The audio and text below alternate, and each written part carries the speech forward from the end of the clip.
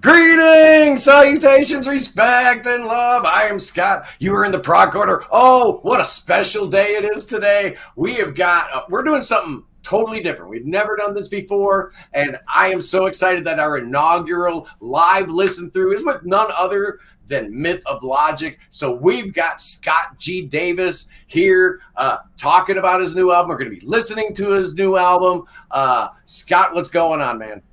Oh, just very excited to be here. Been looking forward to this for quite a while now and trying to promote it as much as I can without being too annoying or ostentatious. But sometimes that's a problem. So, yeah, just kind of ready to dig in and answer some questions. Well, today's the official release date, right? It is. It is out there on that's kind of cool, right? It's on all streaming platforms. The CDs are available at Bandwagon USA.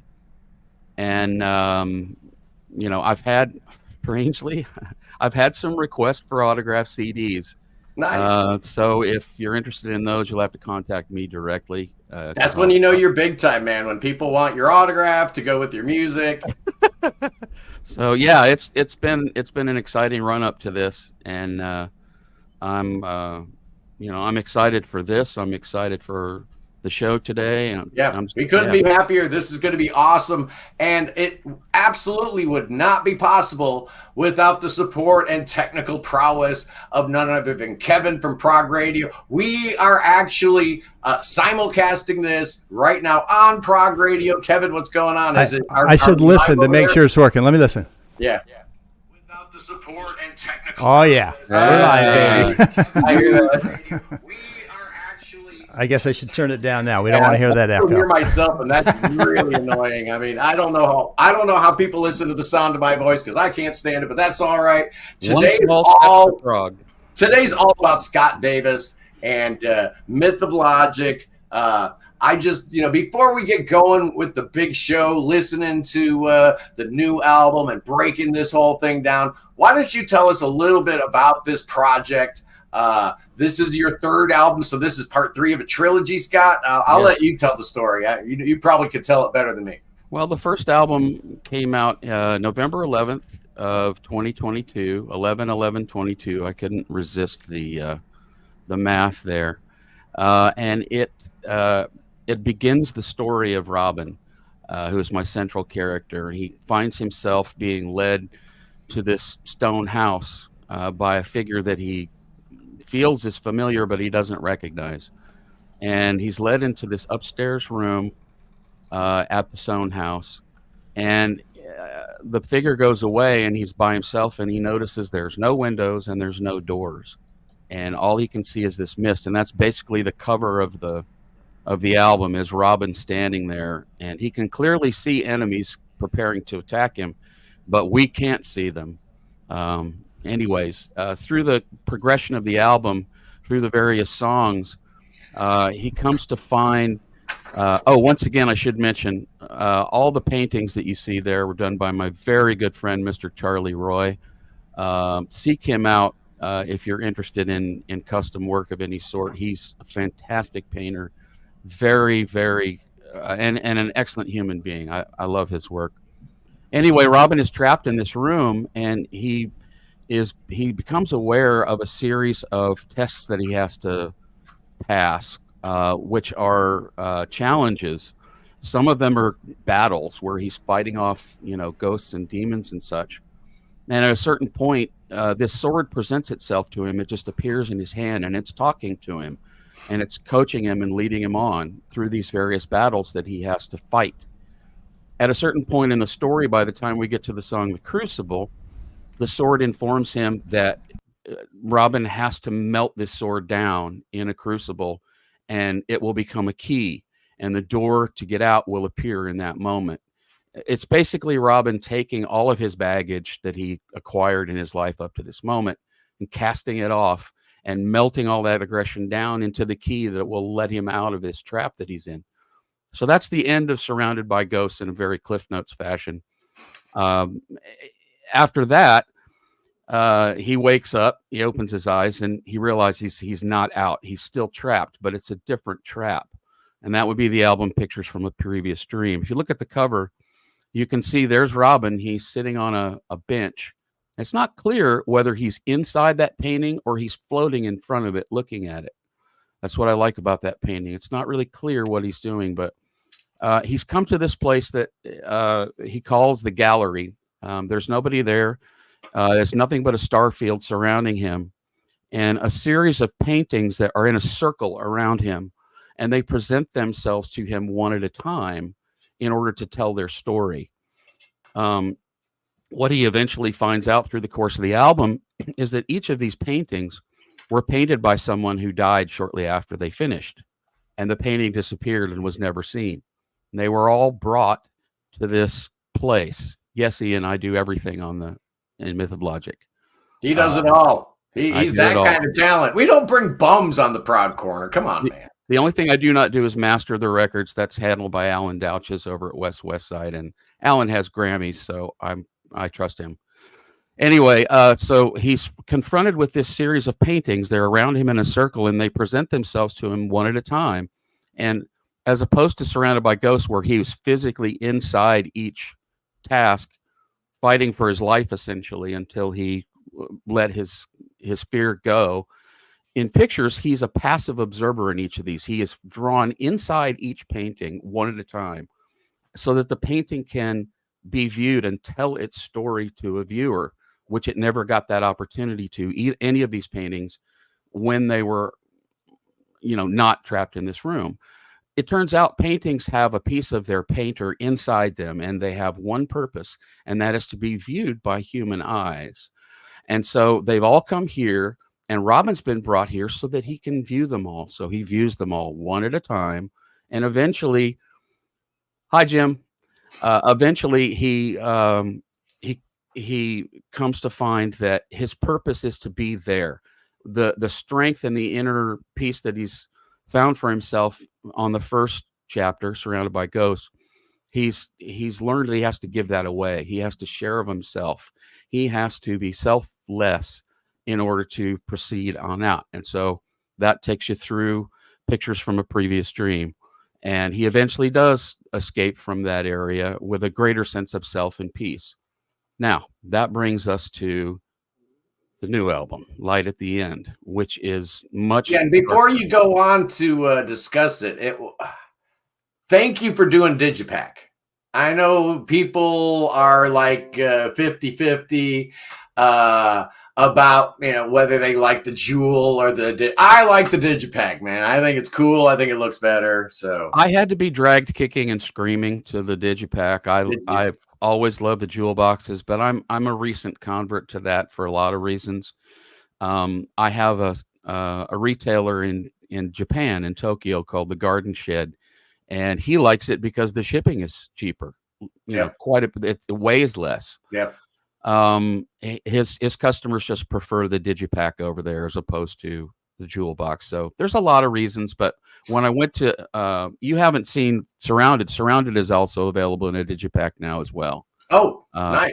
I had to reorder it, and when I did reorder it, we went to the Digipack. So if you have a Jewel box of Surrounded by Ghosts, we don't have those anymore, and there's a panel missing from the booklet that's in the Jewel box, but not the Digipack. Oh, okay. So anyway, that brings us to Light at the End. And Light at the End is the story of Robin's return to our world. And it's not a happy return for him. At the beginning of the first song, he's waking up in his apartment in the city. And he's by himself, and he's remembering why he sent himself away on this journey that we told on the first two albums. He's miserable. He's absolutely, he hates himself. He hates his life. He feels better. He feels changed as a result of his experiences. But what he slowly remembers in the course of the first song, which is called Unfold, he slowly recalls that his life. He was a thief. He was a very high-end thief. He was a safecracker. He would break into rich people's houses who were corrupt and evil and hurt people, and he would take all of their money and give it away. And he was a hacker as well. I mean, he learned to steal, and that's how he did it. He would steal from the rich, and give to the poor and keep a real healthy dividend for himself. That was his life. He was also married, and his wife was in the military, and she went off to 2 tours of duty overseas, came back, went over for another one, and got herself killed. No, thus the Purple Heart. That's what sent him into this spiral, was her death, because he's angry. He's angry at everyone and everything imaginable.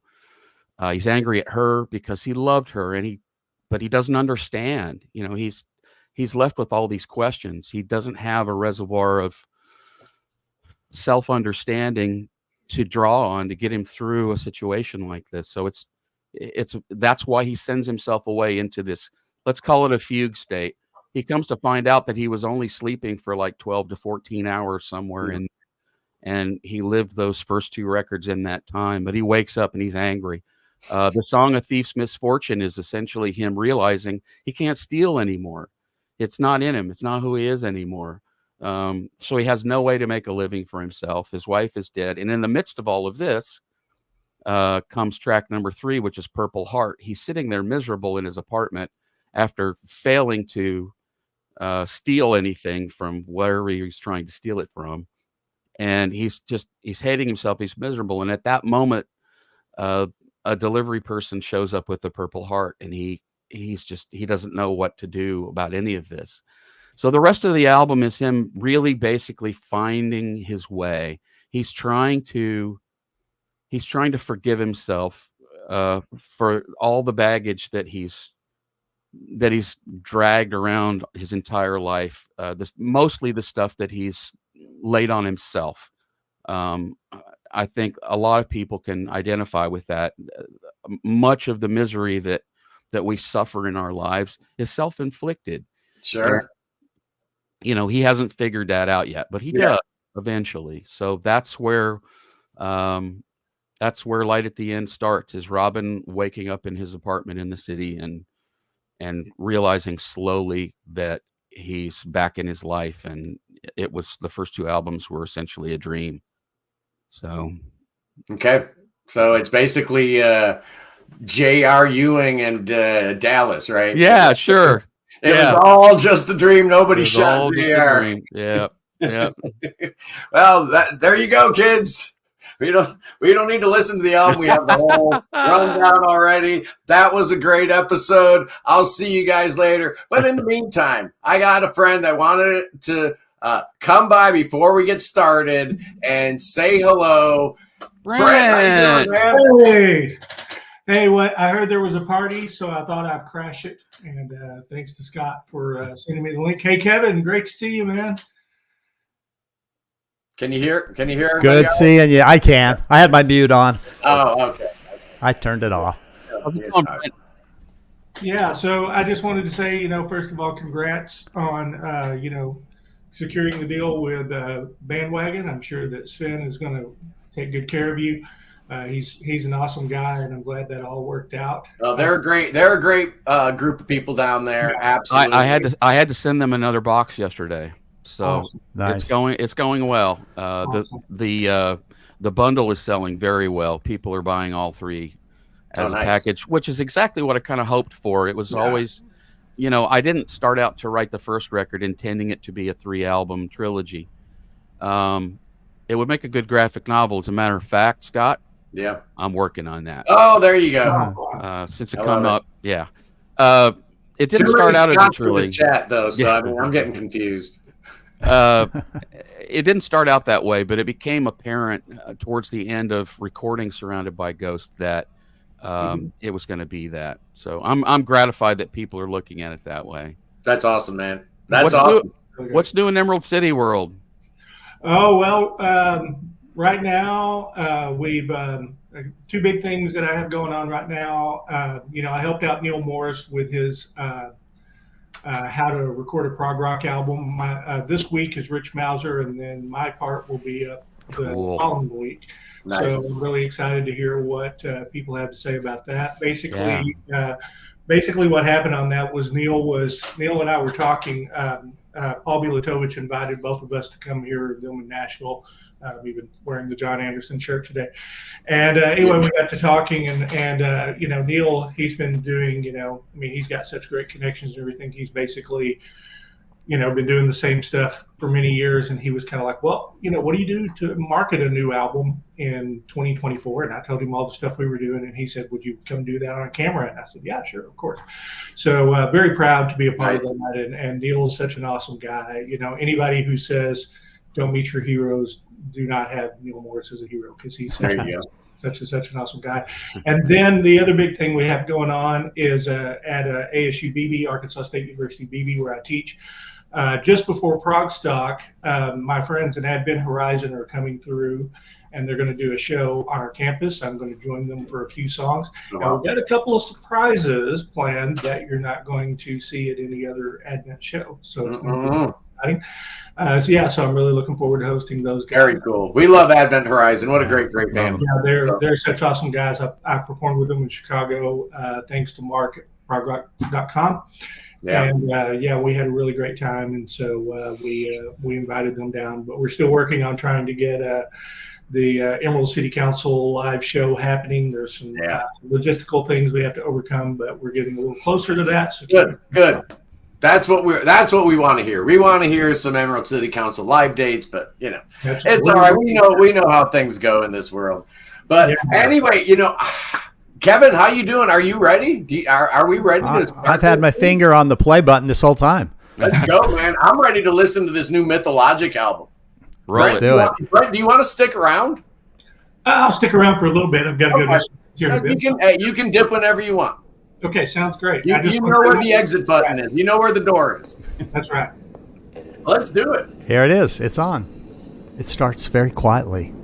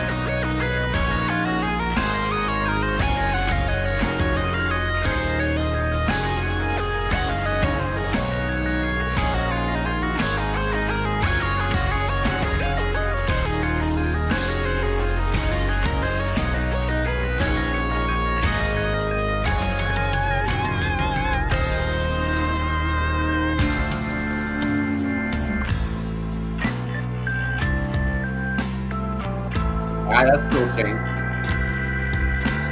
I love Hammond organ. I slather it all over everything.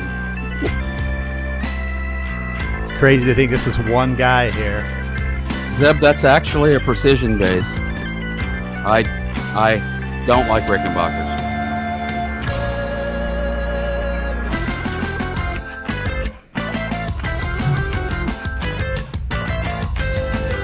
No, unfortunately, that's me macking around on pads, etc. There are budgetary reasons for that. Maybe someday. There's an art to programming and hippie pads and stuff. There's Tom Curlis. How you doing, Tom?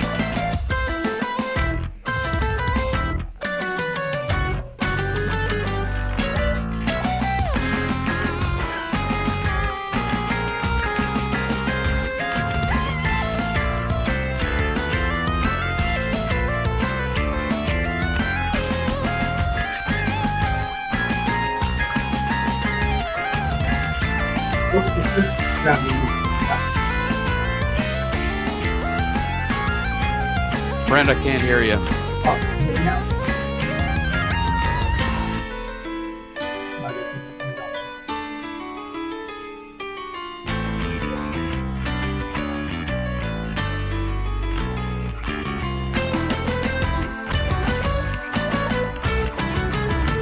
Oh, Steven.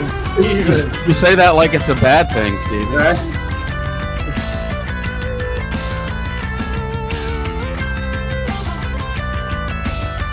A little bit. A little bit.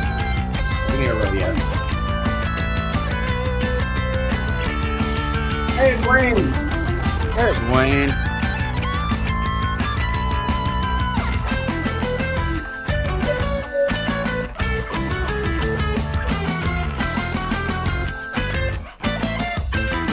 No, Wayne, it's just a really long song. It's a prog song. Right on cue. There you go, right on cue.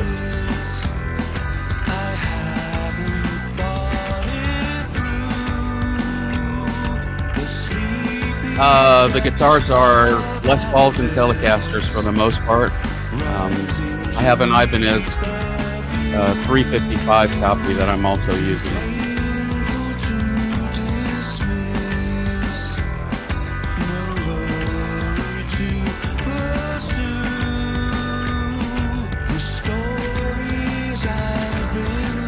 Oh, I'll cop to that. Yeah.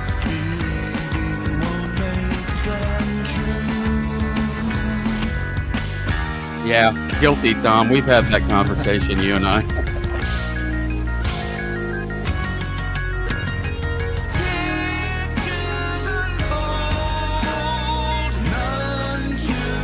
Yes, I do.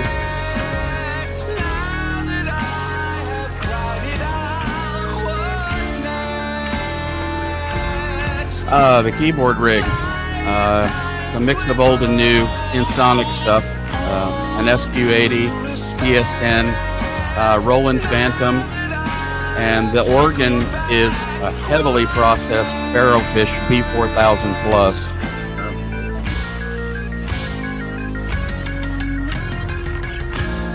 Thank you very much.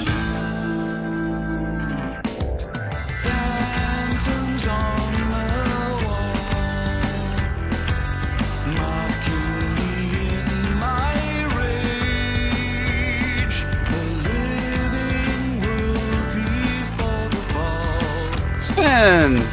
There he is. That's Sven from Bandwagon. Oh, that's Sven there. Yeah. That's Sven. Yep. All right. Oh, man. Thank you, David. You're hitting a lot of high notes there for me, buddy. I don't see anything wrong with sounding a little like Tony Banks. Or I love all of those guys. Yep. I love all of them.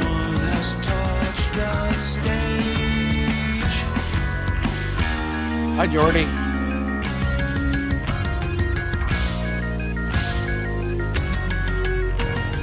Oh, there's the Prog Cat. We love the Prog Cat. Yeah, we do. He has purchased all 3 of these CDs. All right, cool.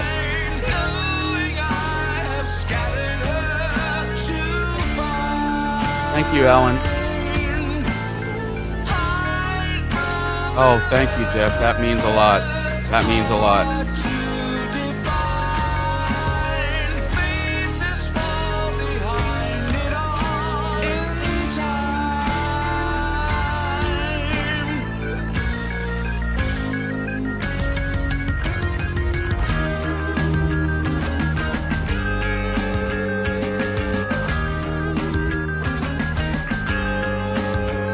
Well, that's cool.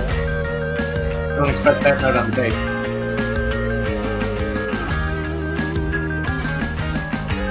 And the first bars of 7 in the album, right there. And not the last. Yeah, that Hammond part is the Tony Banks thing where you cross the fingers over. Yeah. Like this. Uh-huh. Yeah. Yeah, it's a two-handed technique. That's the way I have to play it.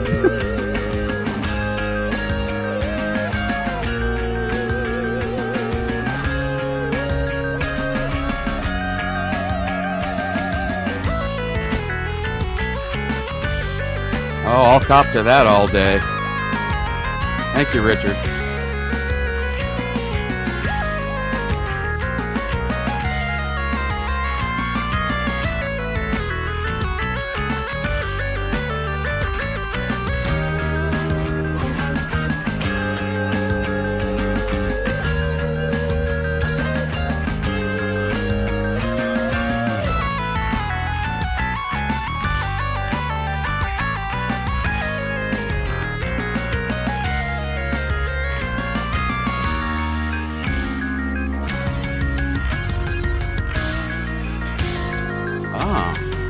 That's one I haven't heard, Jordy. Thanks for that.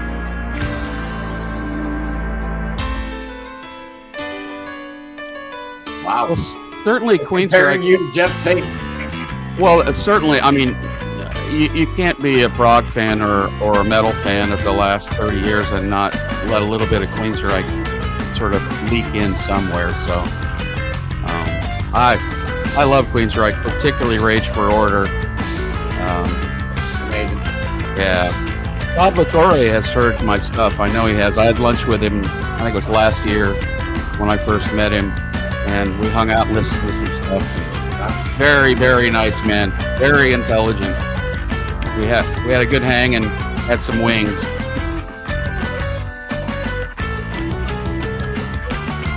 Hello, Steven. We love you anyway, sir.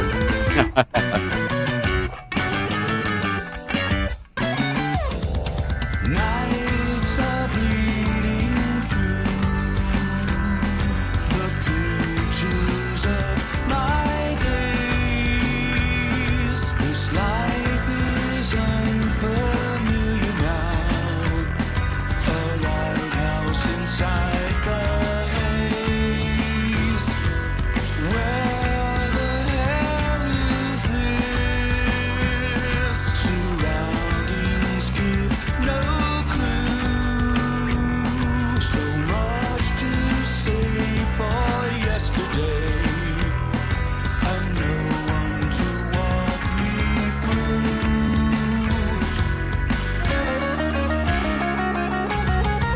I love this part. Yeah, I love that little palm mute. It's- Sounds good.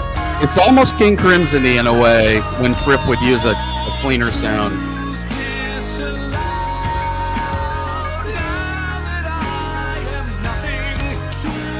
Thanks, Ian. I consider myself a bass player first, but I was playing keyboards all the way along from when I first started playing, right along with guitars. Thank you, Bunny.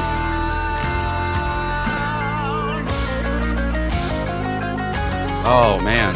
Sydney. I don't know what to say to that. Thank you. And look, Steven, no one was guilting you into being kind. You can always speak your mind here.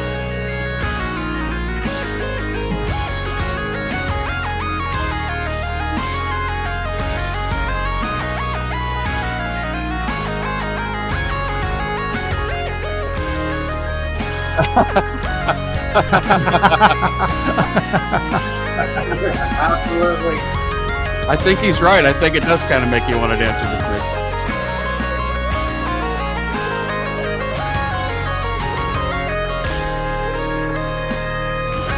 That's a great reenactment. Thank you.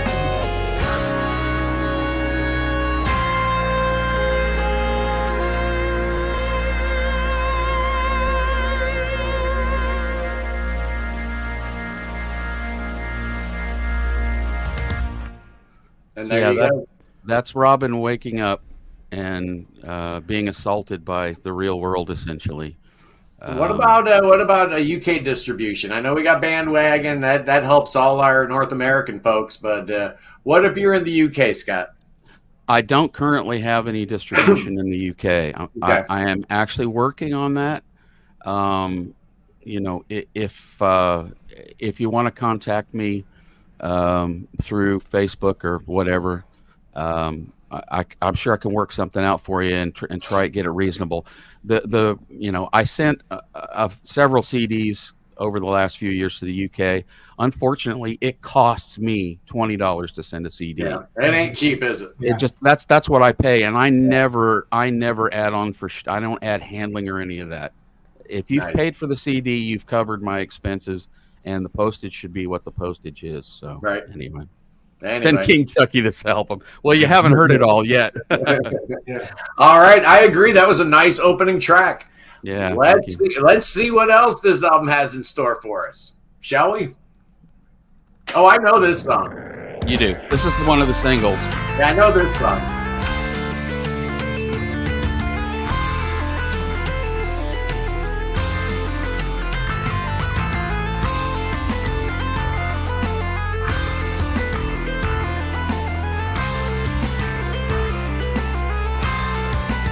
Yes, it is my band, and my band is me.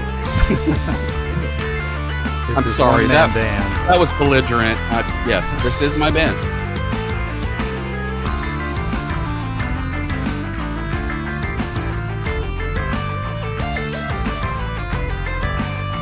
Well, this album, Ian, is 74 minutes, so the answer to that would be no. I just write until it's done. You know, if it's 74 minutes, that's what it is.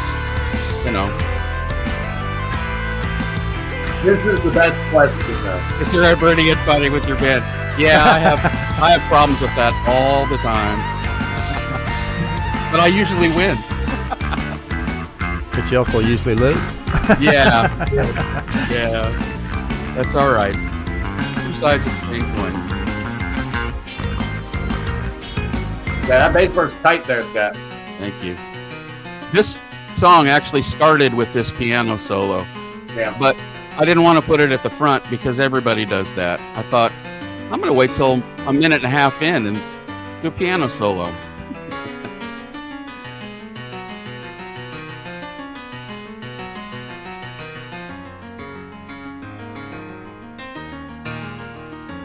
It's on Bandcamp and YouTube, Zeb.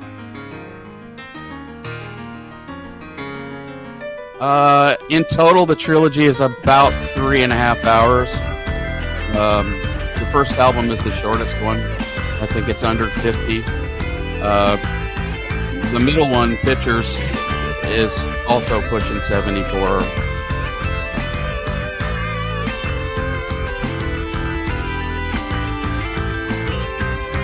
Wow, that's a good question, Tom. For me, the song titles come first. For instance, I'm already working on the next Mythologic record. I have the title and all of the song titles, but I don't have all the lyrics and music yet. That's just the way my brain works. It is a concept record, but it's not Robin. This is the end of Robin's story, basically. Question?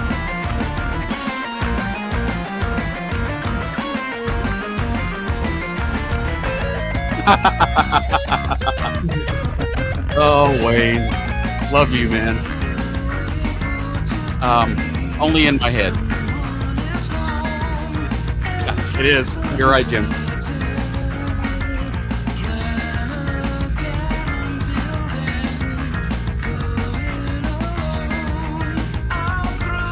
Oh, thank you, Zeb. That's one of the best compliments I've heard. That's exactly what I want. I don't want it to sound like it's one guy in a room, even though that's what it is. I want people Zeb knows about these things, and he wouldn't lie. Yeah.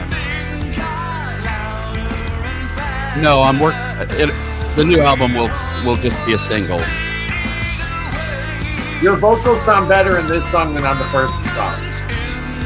Well, it's a different range, it feels like. That was intentional.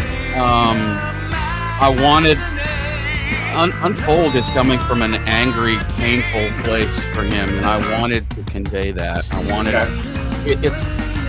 He's confused and he's desperate, and I wanted the emotion of that to be in there, so, yeah. Hey, Ian, what's going on, man? Hey, Ian. I was hearing the Bowie, too. That is not the first time I've heard Bowie mentioned in reference to my voice. Several other People have mentioned that to me. I don't hear it myself, but that's fine. I hear it. I'll cop to that.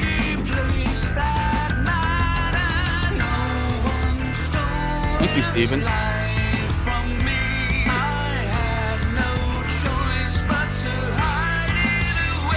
That's right. Ah, okay. That's what Robert Pollard does. Comes up with fake band names, fake album titles, the fake bands, and then all the different song titles and stuff. And people are even one note driven. It's amazing. Guided by voice.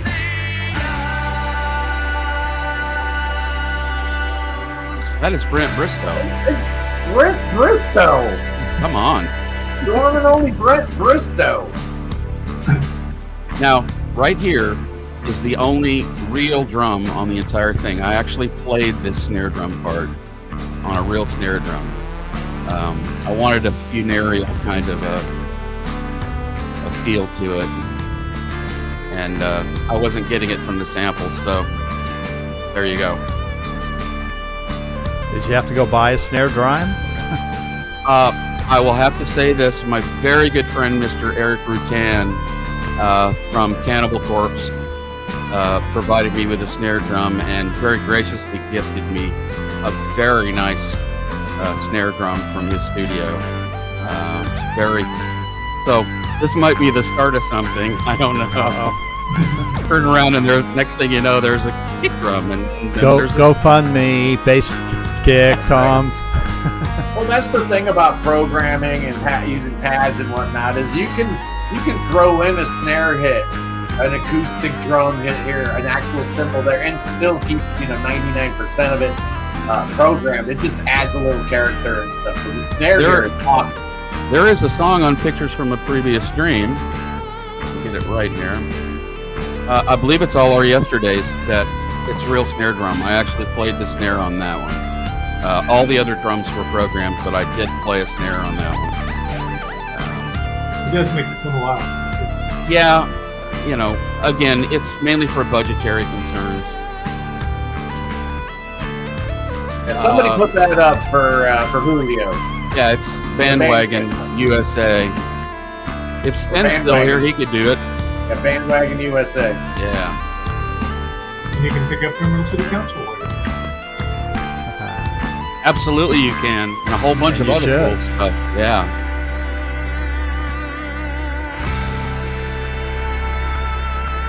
Actually, the Bandcamp does not have CDs, Zeb. It just has the high bandwidth downloads, and the T-shirts are also available. We'll go to Bandwagon USA. Yeah, Bandwagon USA. Keyboards on the next album. I'm not sure George would allow that. I want to hear it, though. Thank you, Stephen. Thanks very much.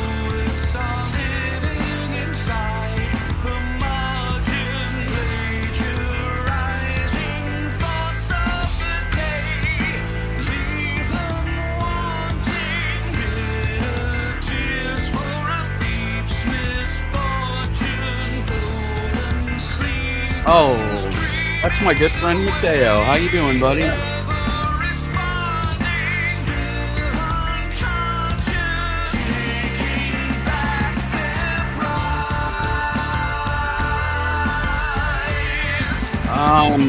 This particular album, I started writing September of last year, and the mastering was completed mid-August, so about 11 months.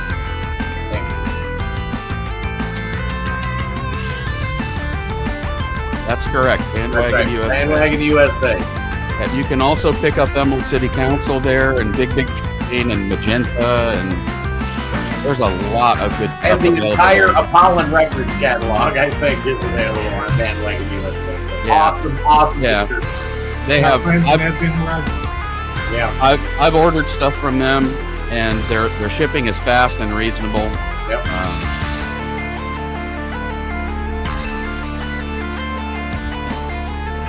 Thank you, Jeff.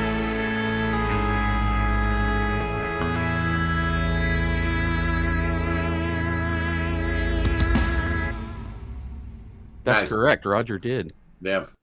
Yeah, that last snare hit was a tip of the hat to one of my very favorite bands from Topeka called Alchemy, is a band I was in.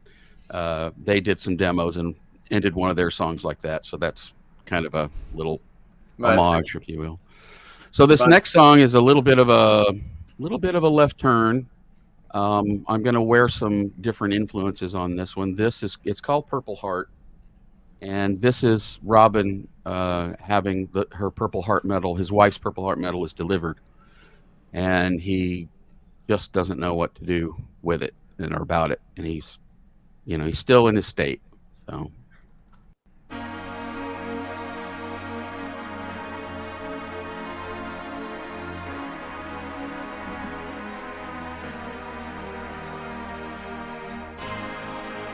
My man Sven.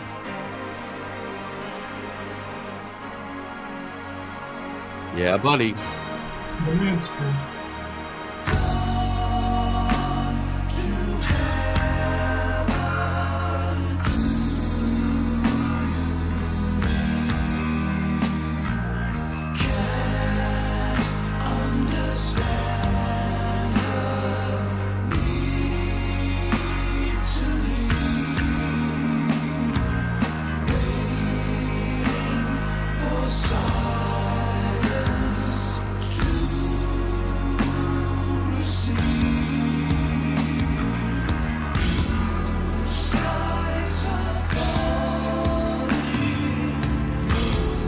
Thanks, man.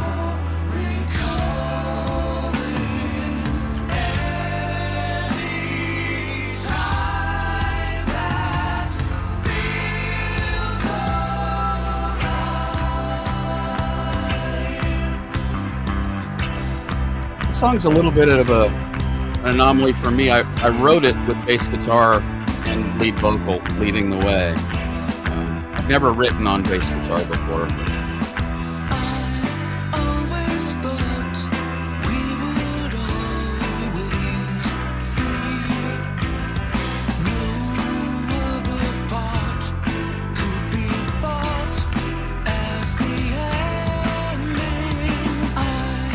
I like that treated piano.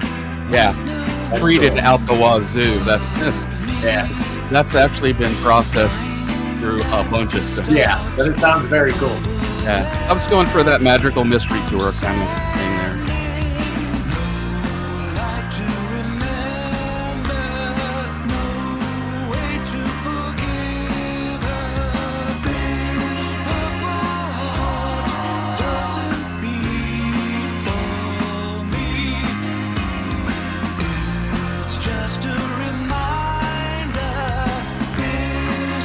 Thanks, Steven. Thanks for being here.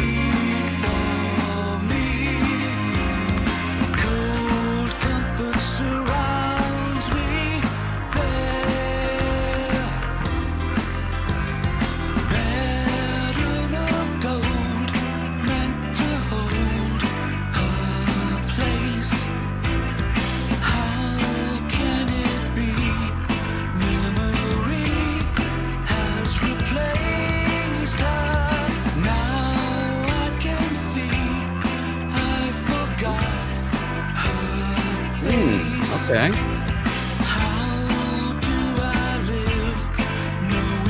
I love Mercury Rev. What a band. I'm not as familiar with them as I should be, but I can hear what he's talking about. Yeah.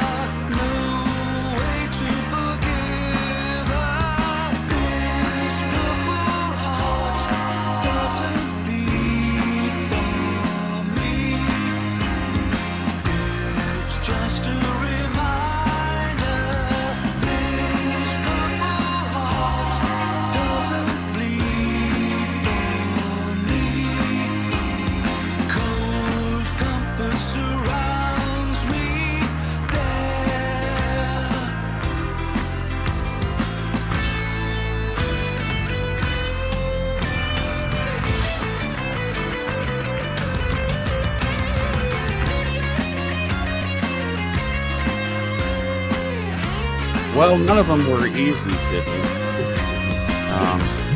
As a side note, I wrote this solo on a Mini Moog, and I realized there were too many mini mode solos, so I learned it on guitar and liked it much better. Right. Yeah. No. That's a little bit of a flying color. Yeah. Thanks, Jason. Where I see is there need to share. Okay, there it is. There's the stamp of approval from Chilka. We'll see.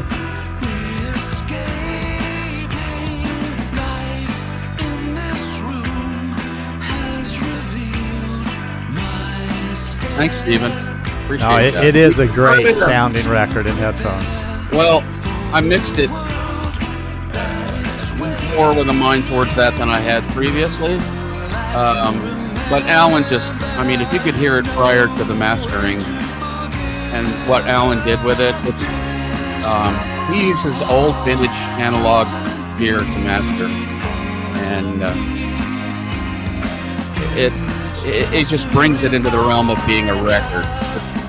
When I send it to him, it's a recording, and he makes it a record. Thanks, Mateo.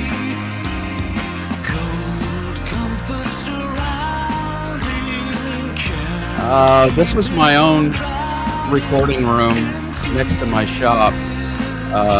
Boys Club South is what I called it. It's centered around a Tascam DP32 SD. All 3 records were done on that one.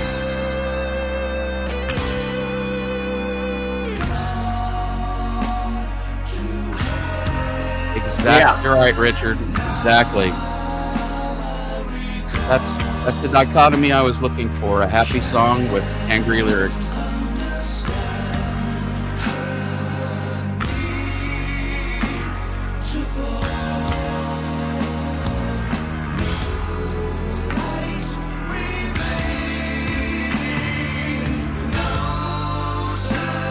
Well, again, some of that's got to be Alan because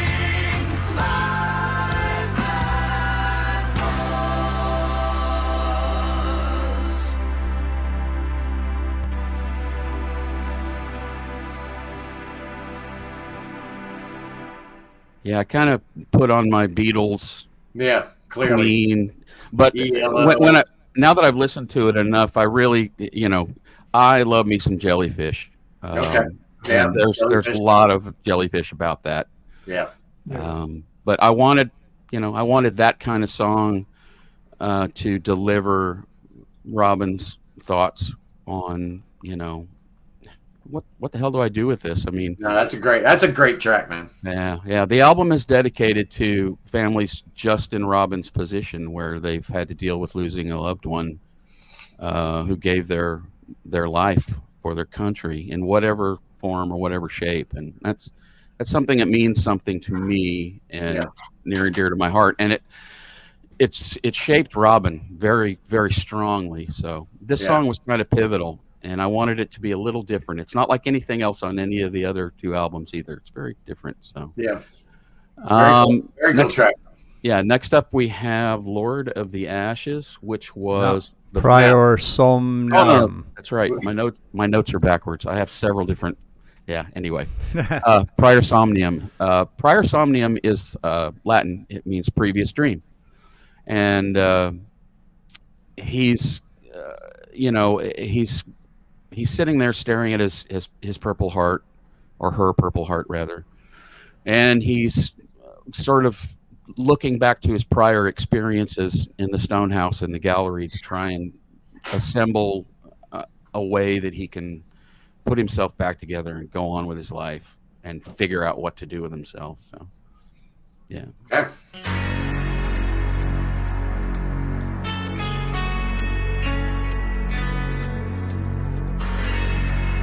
Tons. Tons and tons and tons. I think we all knew the answer to that one. Yeah.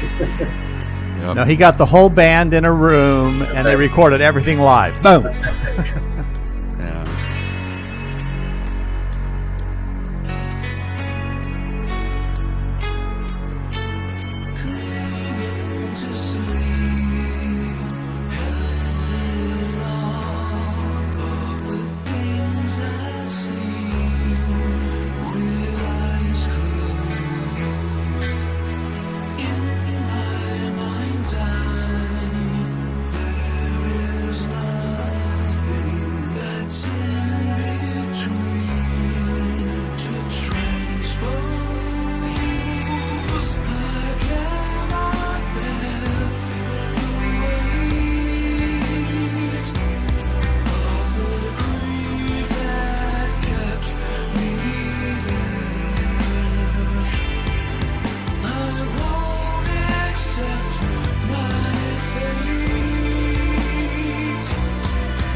Tom, I always give myself 30 days to mix.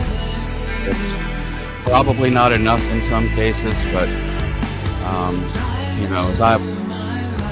as I like to say, Geddy Lee calls mixing the death of hope, and I try not to cling to hope too long, but I usually allow all 3 of these records took 30 days each to mix. So Scott, obviously you do everything. Is that completely by choice? Would you like to collaborate? Like if somebody said, hey, I would want to do the drums for you, or I'd want to do this or that, or is it just easier and nicer to get it all out there on your own? Well, is it easier? Maybe. I've been in bands, over the years. I've been in bands all along the way. That's a good question, and I'm not sure I have the answer, really. Because if you look at like somebody like Neil, he'll do his demos all on his own, play everything, and then he'll say, okay, Eric, okay, Mike Portnoy, come on in and let's swap things out. Right. The majority of the reason is budgetary. If I had Nick DiVirgilio play on my record, I would have to pay Nick a lot of money because Nick is Nick DiVirgilio. I have explored those possibilities, and I'll just say it here. The next album is going to have a real drummer on it, not me. I know who that guy is, but I'm not going to tell you. He is going to get paid.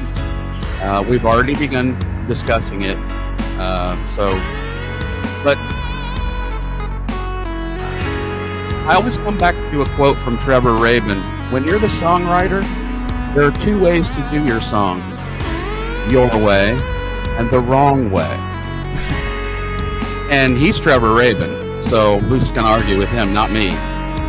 I'm not that much of a dictator about my stuff, but I've become used to having my way with what I wanted to say here. But I can see myself relaxing that a bit in the future because, my trilogy is finished. And it is my statement with just me on it. So perhaps it's time I started involving more musicians in other ways. But the next album will have a guest drummer on it. Well, that brings up for me the serious lack of practice on my album. Yeah, and absolutely. Get some of Brett Sachs on there, no question. Only you knew someone. Well, we would have replaced. Honestly, Brent, I didn't know you at the time. Or I might have replaced some of the Mini Moog stuff with sax because I can hear it. I can definitely hear it. But that's one of the things I love about Emerald City Council is that you treat the saxophone very much in the same way the violin is used in Kansas. It's used flawlessly. It's not overwrought. It's not the kind of album that you would think that a sax player would be in charge of, Yeah, I mean, and that's not meant as a dig. I hope you don't take it that way because That's what I was doing. I listen to that album at least once a week since I've gotten it. It's one of my very favorites.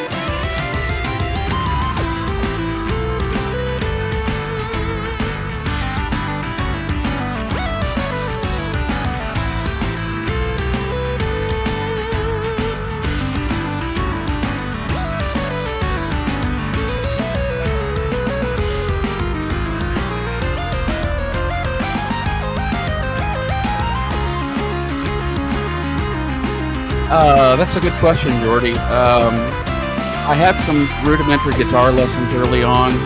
I did take serious vocal lessons with a real instructor before I headed out on the road playing, 200 dates a year. But you can see Trevor Rabin playing this song. Why not? I'm going to take that as a compliment.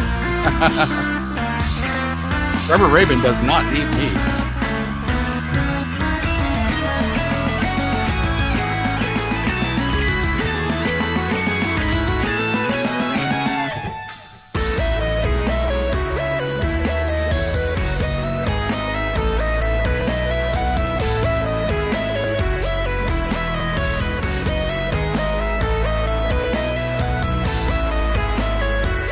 that was a cool transition there, Scott. Yeah, thank you. I was really in a saga headspace when I wrote this entire thing. You know, that's the patented Steve Negus hi-hat. And prayers and best wishes to Michael Sadler. Oh my God, absolutely. Terrible diagnosis, I guess. Hopefully he'll be all right. Yeah, I saw him with Project a few years back, and that was an awesome show. And I've seen him with Saga a number of times over the years. One of my favorite singers. I probably could have guessed that. I've been favorably compared to him a couple of times. I hear Michael Sadler. I've heard the Bowie comparison. There are a few people over in the UK that compare me to Midge Ure from Ultravox, which I'm more than happy to wear. I love that guy. Love his voice. Oh, yeah. Yeah, that's interesting because I've never thought of Bowie with the Saga, but with you, they intersect like for me, absolutely in my head. Yeah, that's funny because I'm not even that big a fan of David Bowie outside of the hits. I sing what I sing. I mean, seriously, it always just never. His music has never really spoken to me on that level that I would dive deep into it. We'll get you there. I appreciate everything he's done. We'll get you there one day. It's not like I've ever heard a Bowie song and went, "Oh, that's junk."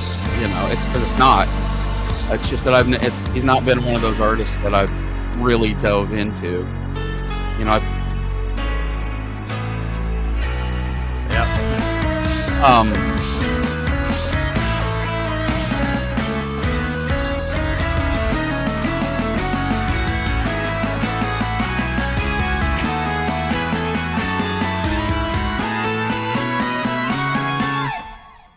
Thank you, sir. All right, so that's Robin revisiting his dream state and wondering what he's going to do to go on. And what he decides to do is wreak havoc on the city. And that's where the next song comes in, Lord of the Ashes. He's just trying to get his head straight, but he ends up, leading a seriously violent revolt in his city. To what end, we're not sure at this point, but yeah, that. Okay, let's do it. This was the other single too. Yes. Yeah. There were three. Yeah.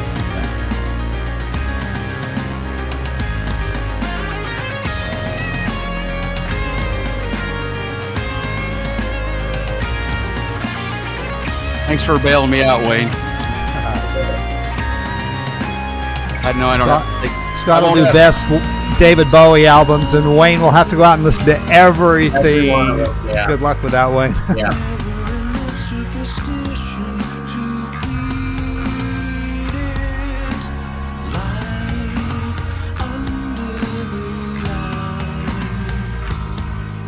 I'll be right back.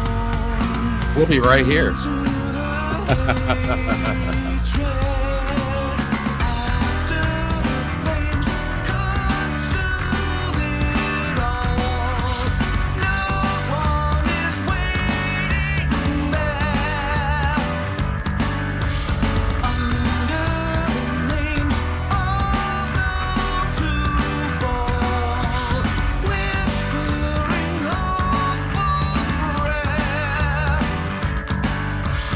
We are undone.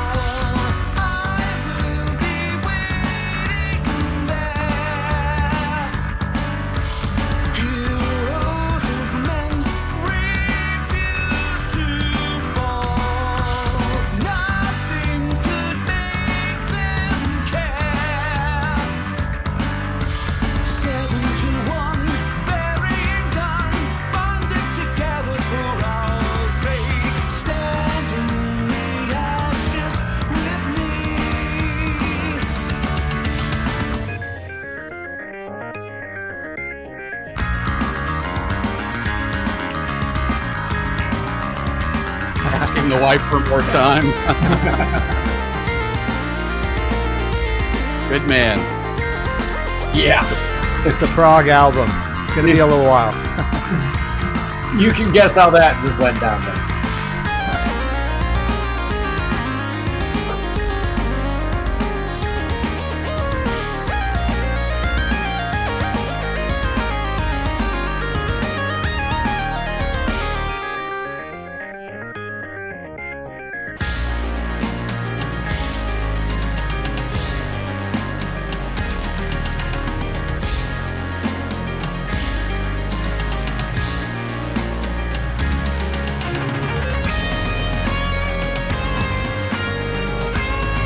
Oh, thanks, Stephen. That was tricky.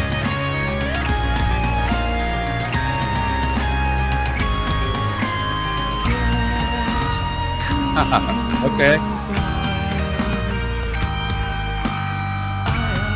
That middle section with the dueling Moog and bass guitar, I do that quite a bit. My favorite Yes song is Machine Messiah, and I love that part where Chris and Jeff are trading off looks with one another, and so I return to that well a number of times. Both Chris Squire and Billy Sherwood have said that's the most challenging bass line in the entire Yes band. It's not for beginners. Chris Squire had to practice it. Yep. And he Squire wrote had it. to practice. So Scott, do you usually start on your vocal melody? You start with the melody. You already have the instrumental parts there. And you come up with the On all three of these albums, Brent, the melodies were composed. I had a very plain Moog sound that would be the melody. So the melodies on all these songs were composed before there were lyrics. I already had the melodies.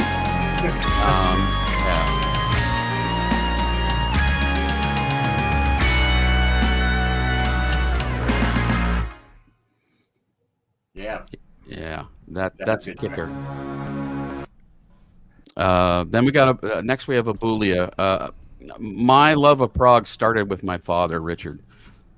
He exposed me to Emerson, Lake and Palmer at a time when I was heavily into Kiss. And it's Abulia Records too. Abulia Records, yes. Mm-hmm. Abulia is a psychological term. It's a state of mind characterized by a complete lack of self-control. And that spoke to me. I was like, oh, that's kind of cool. And in this case, he has no more barriers to his anguish, and he's running, Robin, that is. He's running crazy. He doesn't care who he hurts or what he breaks. And this is the state of mind that he's in right now. Okay. Abulia. I'm going to go on record as saying this is my favorite track in the album. You know what?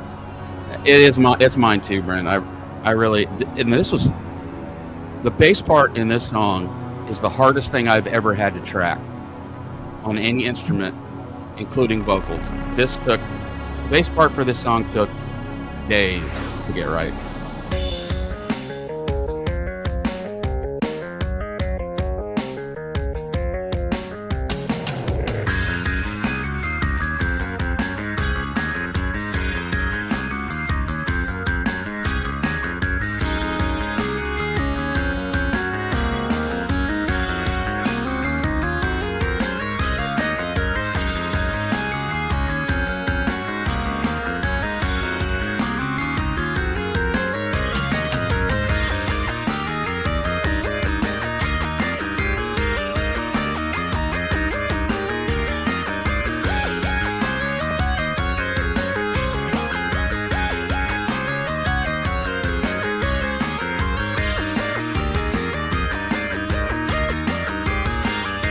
I like the rhythm guitar.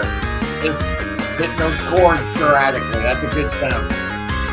Making me think of Alex Langford. Yeah, or Steve Howe. I was thinking Steve Howe when I did that. Well, this whole track sounds like Yes Meets Prog. Yeah, it does. And Kansas. There's a bit of Kansas about it as well. Yeah. Phil Ahart is one of my very favorite drummers ever. I think he's top 3 all time, to be honest with you. Seriously under-recognized, and I always think about what would Phil do here.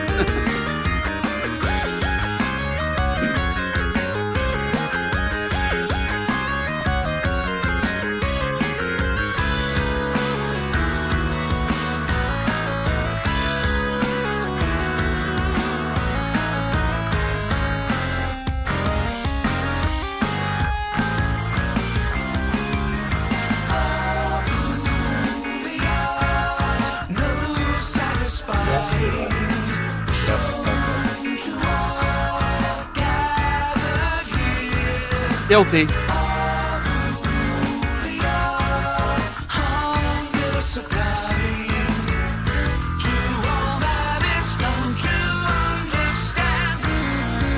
That's cool. Thanks, Ed.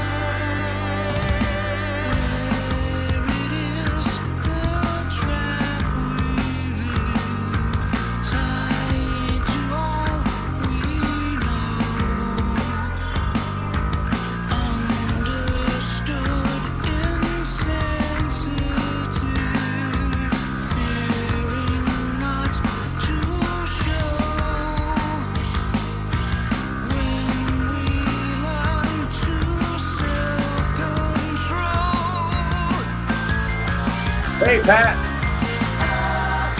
We love you, Pat. Pat will be back on the stage soon. Yes, indeed.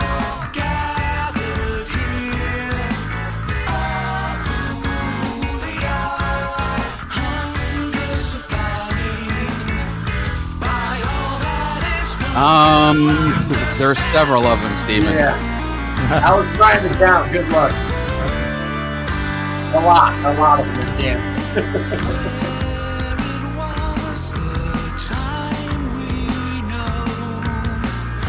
Yeah, definitely seen a lot of comments on the bass and the keyboards. Yeah, that's where I live. And I think you do a great job on the drumming, considering it's programmed, but I think you replaced the drummer with the real drummer. Yeah.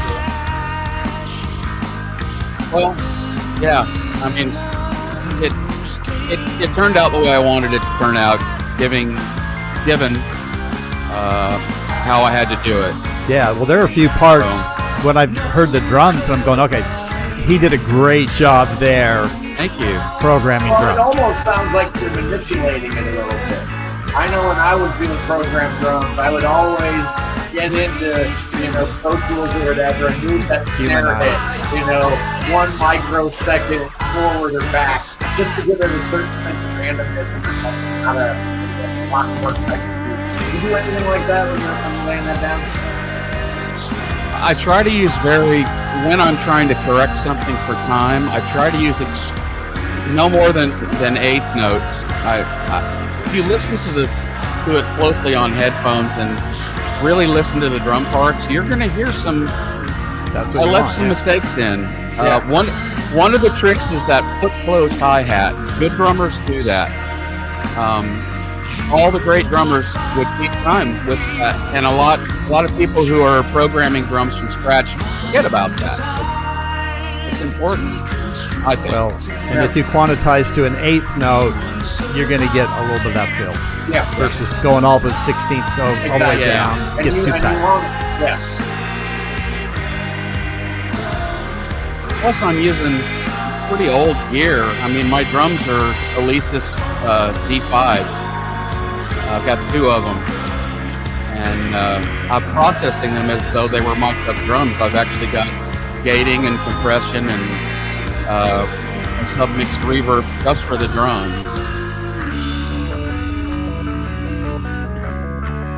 Back into the Gentle Giant world. I'd like to point out here that since the bass guitar entered, it has not rested. Till there. That was the first breath, and I was,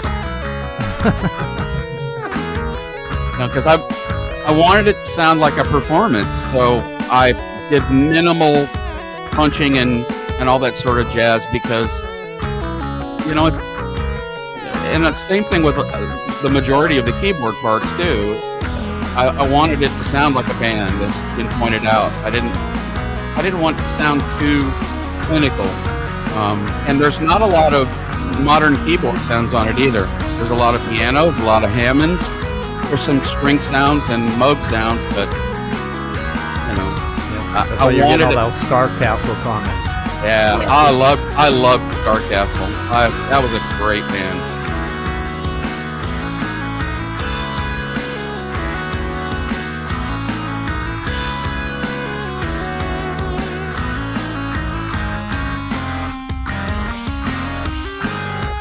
It's all Scott, Mr. Wonder. Guilty as charged. Man's got talent. Like I said, we don't just bring any bum onto the Prog Corner. I've got a short attention span. That's what it is. I focus well.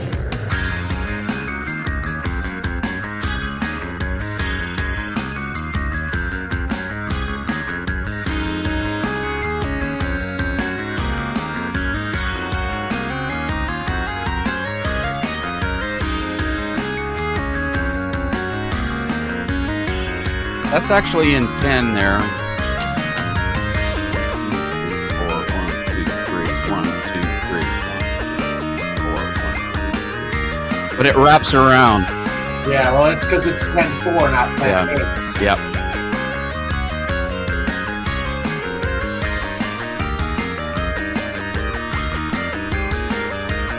Yeah, I intentionally only listen to the singles, so I hadn't heard this. This is a great song. You like it? Oh, yeah. Yeah.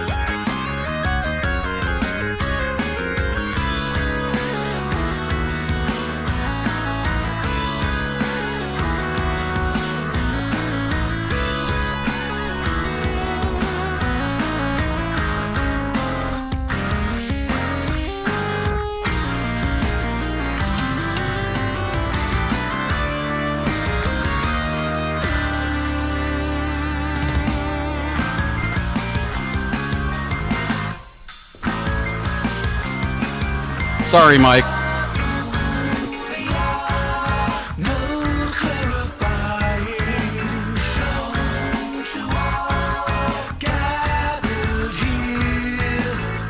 Would that be Patrick Mraz?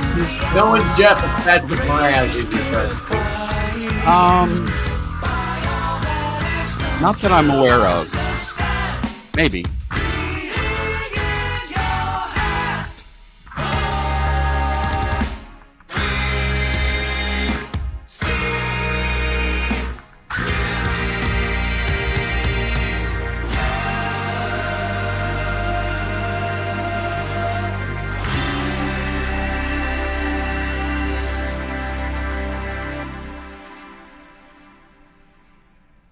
Okay, yeah, that was a good song, man. Yeah, I agree with Brent. That's probably, if I had to pick one song, I do think that the last song on here is the best song I've ever written. But that's probably That's how you keep an audience. That's right. Yeah. That's right. Yeah.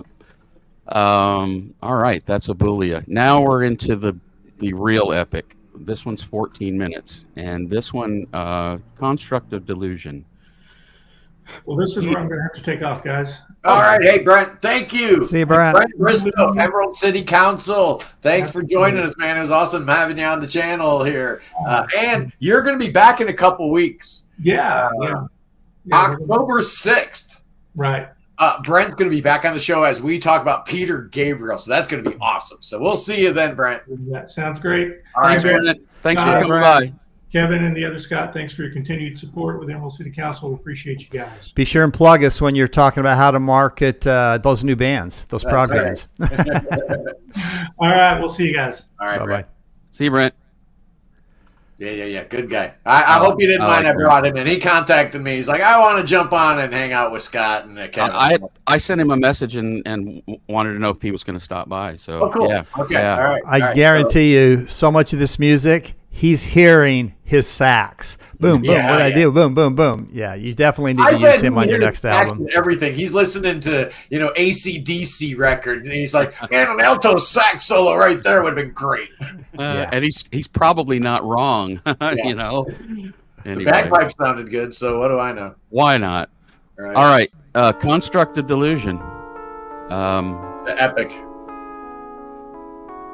Robin is he's arriving at his answers here.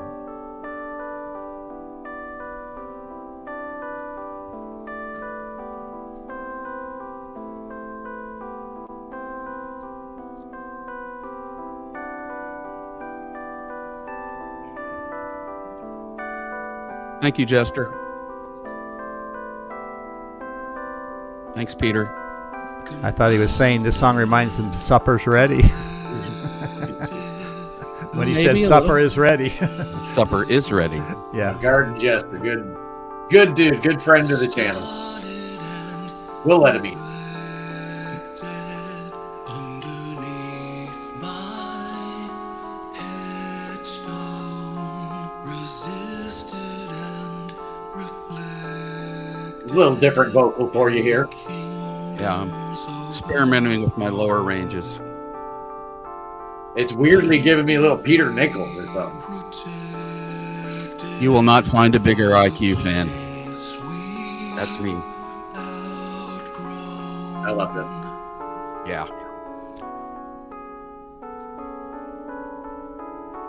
All that remains is the rest of our lives. You almost sound British there. Well, that shouldn't be surprising. No, it should surprise no one. Andy- Right? I know the Andy- records you listen to. Andy Edwards will be very pleased to hear that. Would you mispronounce some words or something? The tangled web they're weaving will become a night fade, defiled and disbelieving, simply waiting for their chance, constructing and deceiving a delusion of romance.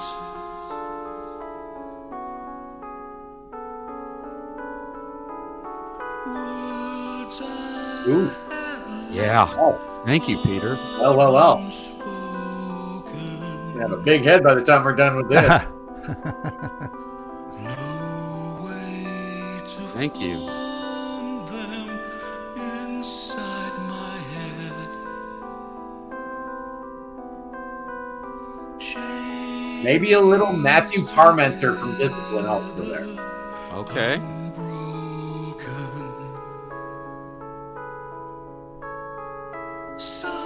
Someday my story will not be unread.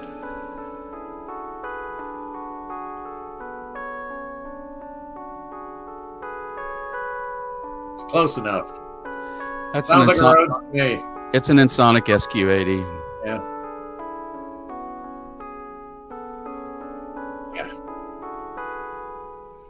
Absolutely.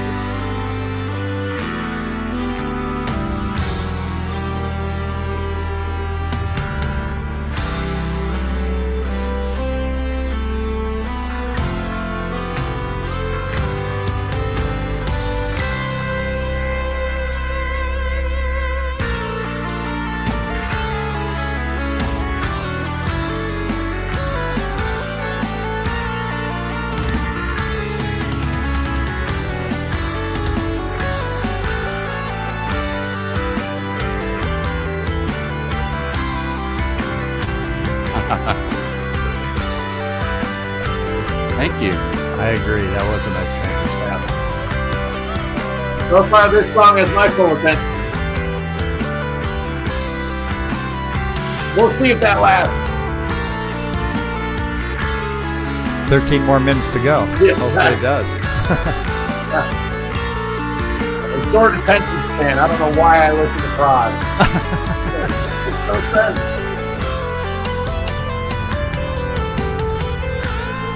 Because good prog changes every 30 seconds. Right. That is right. That is right.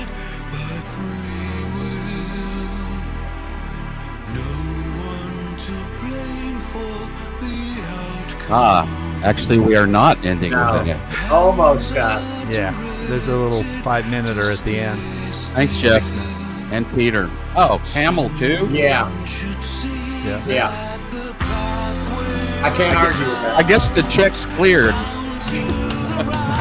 You're all pulling out the best names. This is probably pretty emotional after 3 years living with this. Finally, it's boom. Well, I'm allowing myself to listen to new music again. I haven't done that for 3 years. You know, really. Because I didn't want to be too distracted or influenced by anything else. So I'm diving into all kinds of new music that has been released in the last 3 years that I never heard.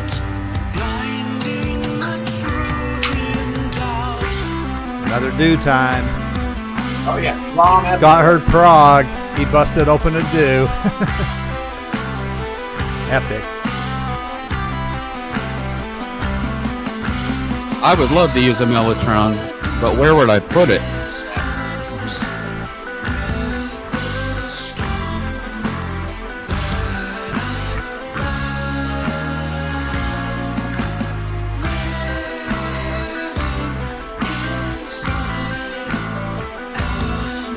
Thank you, Stephen. Very nice of you. Thank you. Enough. Mellow Yellowtron. Two only.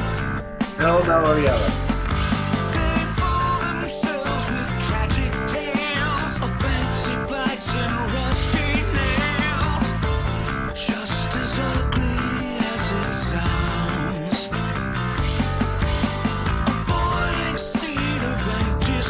Thanks, Tom.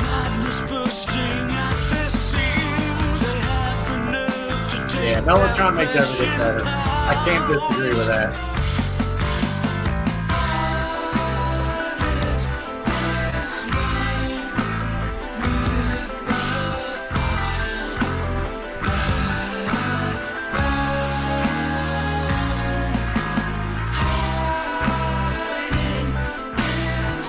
Thank you.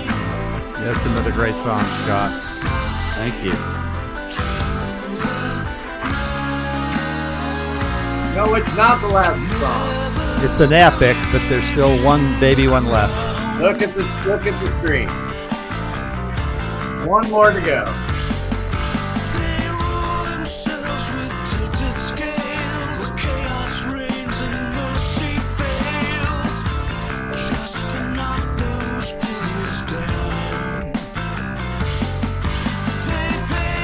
I like the groove here. Got a little bit of almost a little funky. Yep.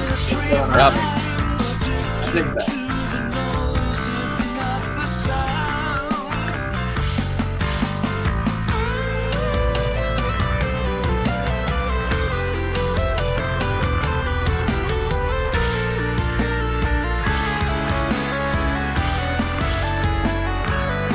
And didn't you say that the last song that's coming up is the favorite song you've ever written? Yeah, I think it's the best song I've ever written. Wow. Stick around, folks.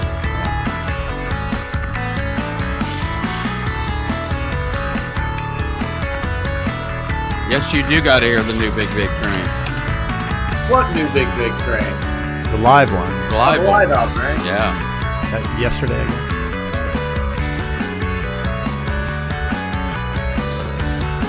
That band puts out a studio album and then like 3 live albums.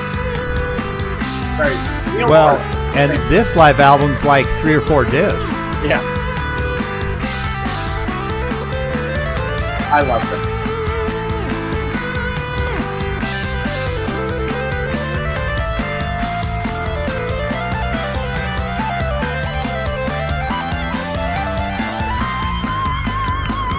I kind of got lost right there. Ooh. God, it's Ooh. good. Oh my.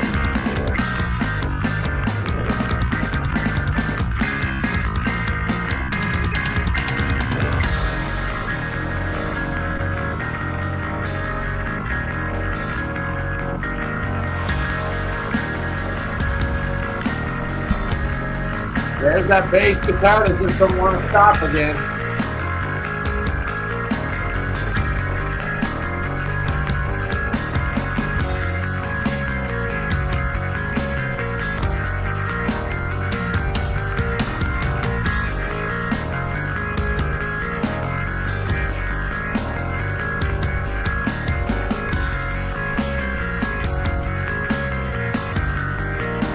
Whoa. Oh, Whoa. man. Wow. You're gonna have to expand Scott's window to fit that head. Yeah, I know, right? This is not doing anybody any favors, people. I have to deal with this guy. Oh, thanks, Peter. That's right, Peter. Hold dinner. 2 more songs. Just one more.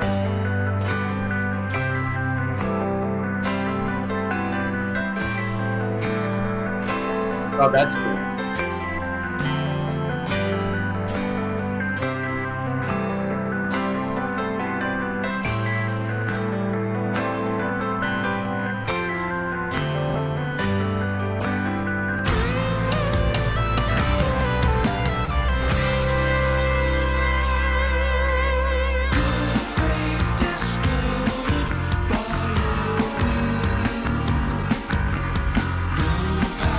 Thank you, Stephen.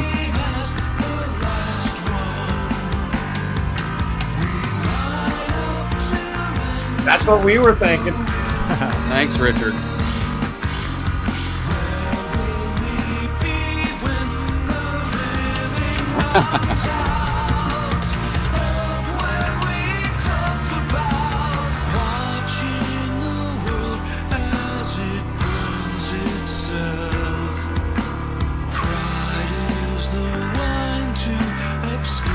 Yeah, we won't break this epic up on Prog Radio. We'll play it in its entirety. Sometimes you chop them in half, part A, part B. No, we'll just play this one. This is great. Thank you. Supper is not ready. Thanks, Ian.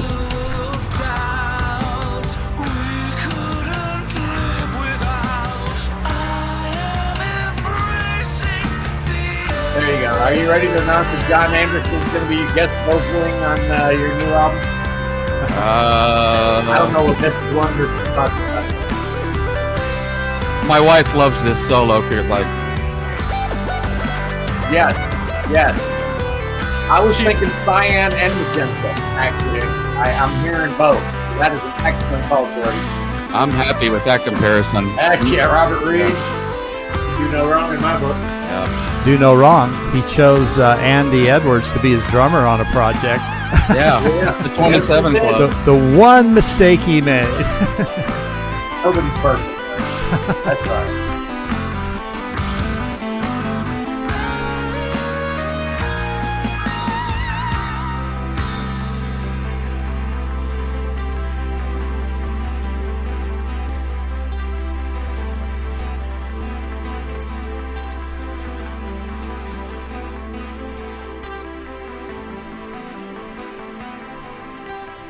I got you with the fancy words here. Save your tears. You will not need them here. I am standing by, witness to your anguish, broken by despair. And still you are silent. We are the same one as before. Begin again. Yeah, any update on 5.1 or surround mixes, Scott? We're going to jump right to Atmos. There you go. That's going to be next year sometime. Okay. That's kind of the going, the hip format now. I got to get the money together. It's very expensive.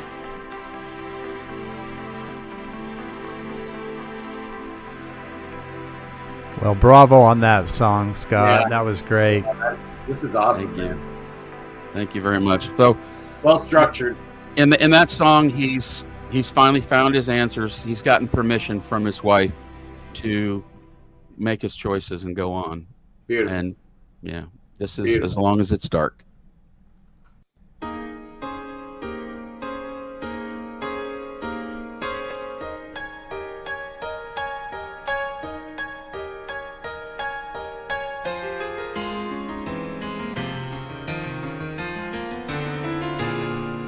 Is this the last song now? Yeah. Change the ID then, Kevin. Oh, sorry. I got so into that epic I know, and that this was piano good. intro. That was good. There you go.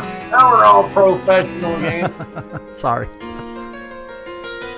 I love this piano intro. Thank you.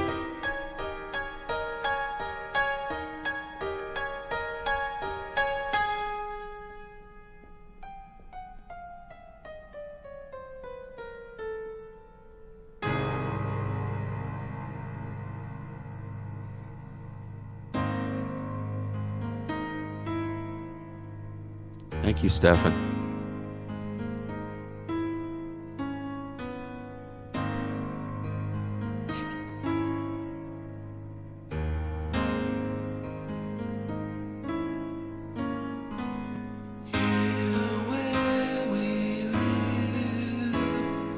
Light can be seen, hiding inside everyone who A little bit of an Alan Parsons vibe, which is fine by me.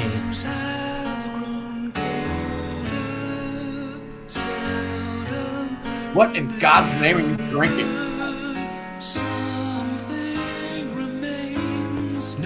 Liquid Death. Hey, what is that? Is that a malt liquor or something? What are you drinking? No, it's just carbonated water with a little watermelon flavoring. I don't know. And a really cool name to market it with. Yeah. It was malt liquor would have been way cooler. Just saying. as long as it's dark. Thank you, Stephen.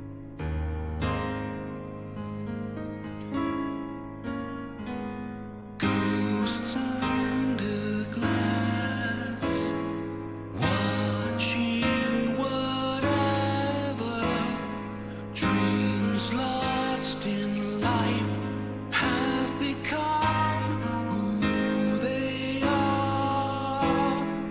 All they have felt here always remember. Jim, that was my wife, Angie. Regrets not worth grieving about. Yeah, I was going to ask you that. I would have assumed the wife made an appearance.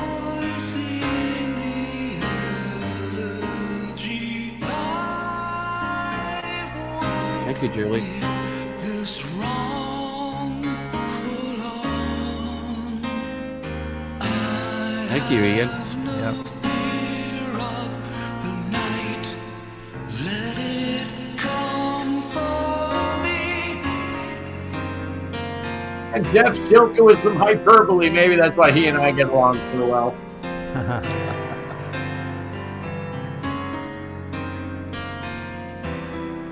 But that's nice. Yes, I do.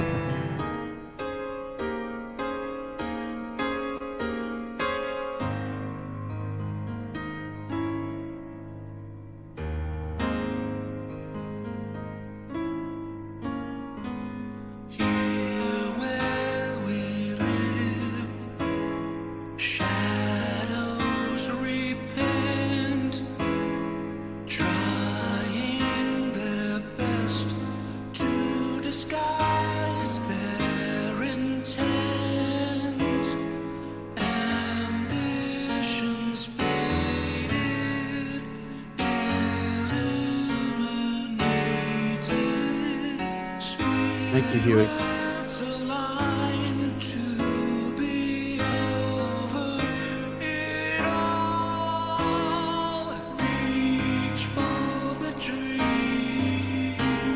Yeah, because you got to remember, you're not just ending the album, you're ending the story, this epic story. 3 hours worth of music. It's got to mean something here. Yeah. And love sings to the spark as long as it's dark. It's a nice line. Thank you.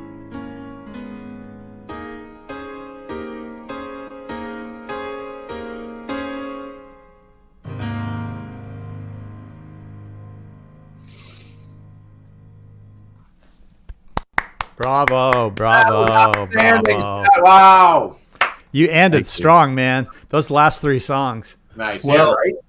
It had to be, it had to be structured in that way because it was the end of his story, and within those 3 songs, he recognizes what's wrong. He comes to a place where he's okay with himself, and in that moment, his wife's spirit speaks to him and gives him permission. It's left kind of open-ended. We don't know for sure what he decides to do. Does he, just continue living his life? Does he end his life? What does he do? Doesn't know. And it's the best stories often end on a kind of a vague note, or something that's not completely on the button, so you can interpret it however you want it, get whatever you want from it, and that's what I'm kind of feeling. And the ambiguity a little bit. Yeah, I wanted people to, I have a story that goes along with it, and as I've talked about later, I'm working on either a novel or graphic novel to go with it to fill in the holes, but I really want people to kind of fill in their own blanks and take their own message away from it. Yep. Stellar, man. Yeah. Stellar. Just outstanding. Thank you. This was so much fun, man. The turnout was great. We had a good crowd, a very lively and active peanut gallery. People really into it. Hopefully we'll be able to do this again. What do you think, Kevin? Oh, absolutely. We've got some people that are wanting to do it, and we certainly want to do it. So let's keep it going. They're watching us. They want to see what's going on. They want to make sure that they're not dealing with a bunch of amateurs. Look here. Look here, people. This is the Prog Corner. And there's only one thing I care about on this channel besides stroking my own ego and self-aggrandizement. That goes without saying, but it's helping artists move units, brother. Yep. And man, Scott, if we helped you in any way, shape, or form to help promote this new album, then my job here is done. Just outstanding. Thank you so much. You should be very, very proud. I can't thank you guys enough. This has been the Prog Corner is a weekly part of my routine, except when I'm mixing. And I've enjoyed being on the show and listening to the show and watching the show, and I appreciate Prog Radio so much. It's on constantly, getting me through my days at my workshop, and this is really a dream for me, and it's such a great way to present the last chapter in Robin's story, and hopefully people will listen to it and get their own meaning from it. That's my goal. I mean, I make these records for myself, as I always like to say. I want to hear them. That's why I make them. And if people get something out of it and find their own enjoyment from it, that's just gravy for me. It's bonus. So hey, and we are all the richer for it, man. Thank you so much, Kevin. Thank you for putting this whole thing together. I know it's not easy to have a streaming live show on YouTube, simulcast on Prog Radio, all at the same time, beamed to all 7 continents, all 24 time zones. It's just insane what you do. I have no idea. I can barely tie my shoes. I have no idea how you do what you do, but many, many thanks. And like I said, hopefully this is something we'll do again in the future. Hey, there you go. That's why we do it. Plug our shows. Bands. Kevin, you want to talk about some of your other shows real quick? I saw you had your well, the one I want to mention is the Friday, because that's going to be new, and we're going to have Scott. I think he might be debuting that as well. So on Fridays, we're going to start having guest DJs. Like, we have Tara on Wednesday and Cody on Thursday. Well, Friday it's going to rotate. It's going to be, Right. band people and podcasters and the rest. So that'll be a fun one. And so this coming Friday is going to be Scott debuting that for us. Yeah. Nice. Playing Nice. 2 hours of no Myth of Logic. Excellent. Excellent. Well, ladies and gentlemen, next week on the live show, we'll be back to a more normal format, but we have a special guest. It's none other than the new singer from Asia, Harry Whitley, will be joining us as we rank the top 10. What? Obviously, we're doing Asia. Hello. And then September 29th, we're going to be doing David Bowie, Spectacular David Bowie Extravaganza. October 6th, Brent from Emerald City Council will be back for our Peter Gabriel show. And then, Kevin, you and I need to talk about Versa. I've got him on the show October 13th. They've got a brand new album. So we might want to do something, maybe something similar to this, That'd be maybe great. something a little different. Maybe just play a couple tracks, or I don't know. We'll have to talk about that. But man, I'm excited about that. And Scott, thank you so much for debuting your brand new album. Today is release day. It is, yeah. The album is called Light at the End, and it's available through Bandwagon USA. Definitely check it out. Thank you, Scott. Thank you, Kevin. Anyway, God bless all you good people. Peace in the Middle East. Free the Ukraine. Free Tibet. And God save the king. Save King Chucky. I'll see you guys tomorrow. Peace. Peace.